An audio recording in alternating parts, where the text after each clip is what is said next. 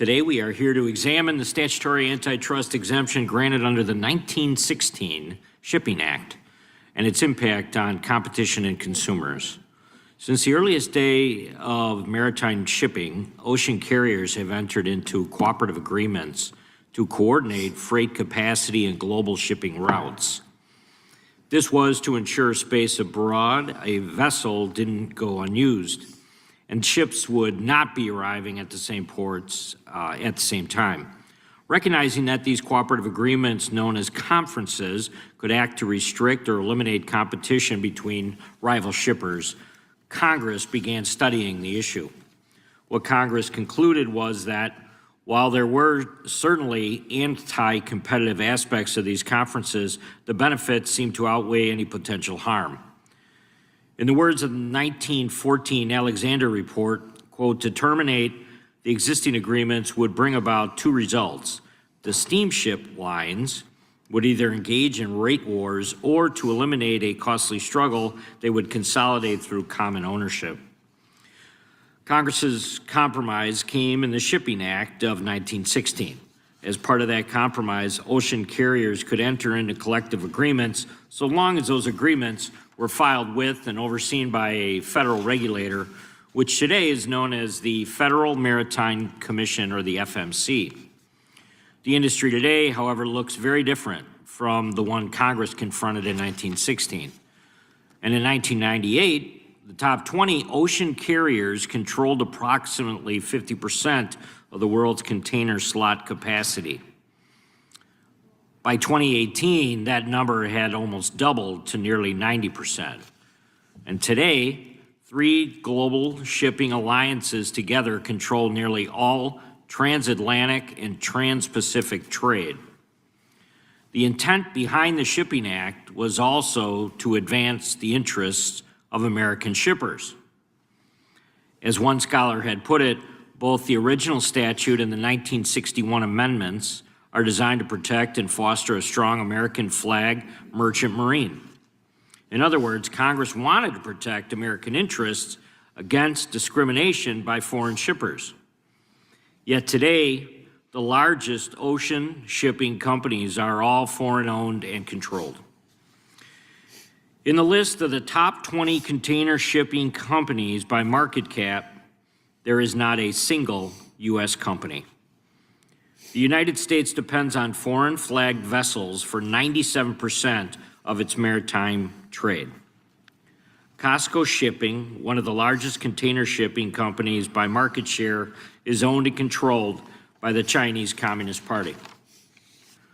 That presents its own national security risks, which the House Committee on Homeland Security and the China Select Committee have been investigating. This concentration and coordination can exacerbate supply chain disruptions that would otherwise be more resilient when competition is robust. For example, during the COVID pandemic, freight rates for a container increased from $1,300 to as much as $11,000. When geopolitical crises have struck, such as the Russia-Ukraine conflict, or more recently, the ongoing airstrikes against the Iranian regime, ocean carriers have leveraged their monopoly power to charge detention and demurrage fees, surcharges, and other fees that should instead be charged by marine terminal operators. What would otherwise be unreasonable business practices in a competitive environment, it appears to be routine under these anti-competitive alliances.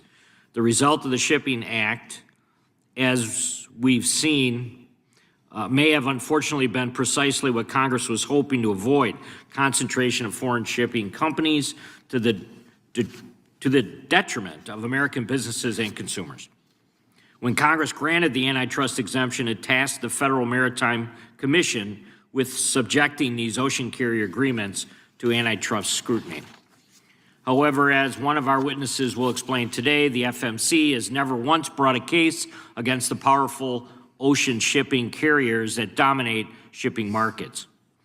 Despite having the statutory authority to seek a judiciary remedy or monetary penalties, the FMC has never taken an enforcement action to challenge an agreement. Some will call this under-enforcement, it could be called a dereliction. Over the years, the FMC has maintained the position that competition was vigorous among ocean carriers and their three major shipping alliances. Even after the COVID pandemic, in which the United States faced some of its greatest supply chain challenges, the FMC reported to Congress that competition among ocean common carriers among the three major alliances and among the members in each of these alliances is vigorous. But that argument is in tension with the position taken by Congress and the DOJ in recent years. When Congress passed the Ocean Shipping Reform Act of 2022, it did so to alleviate concerns amongst businesses that ocean carrying alliances were, quote, able to wield excessive power to prevent competition.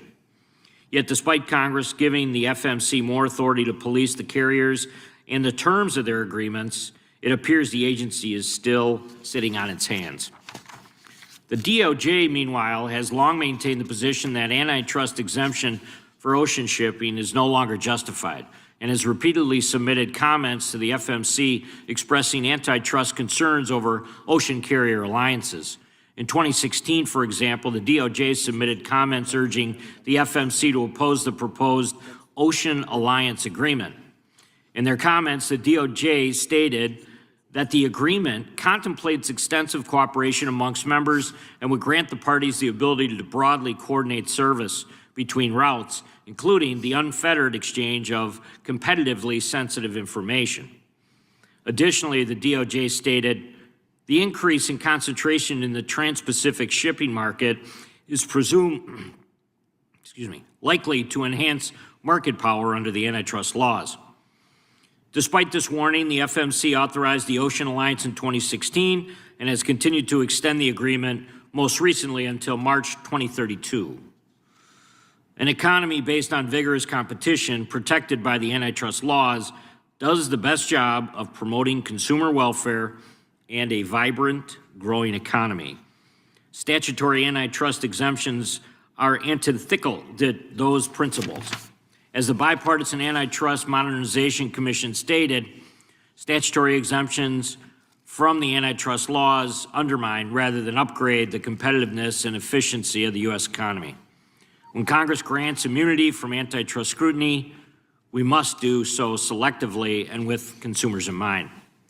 And when compelling evidence suggests consumers no longer benefit from an antitrust exemption, it is appropriate for Congress to re-examine whether it is still in the public interest to allow otherwise anti-competitive behavior to continue unchecked.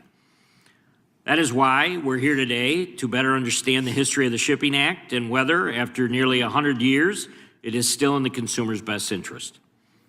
We will also hear today whether other government regulations, such as environmental regulations in international shipping or restrictions in domestic maritime shipping, like the Jones Act, are negatively impacting shipping prices and harming consumers.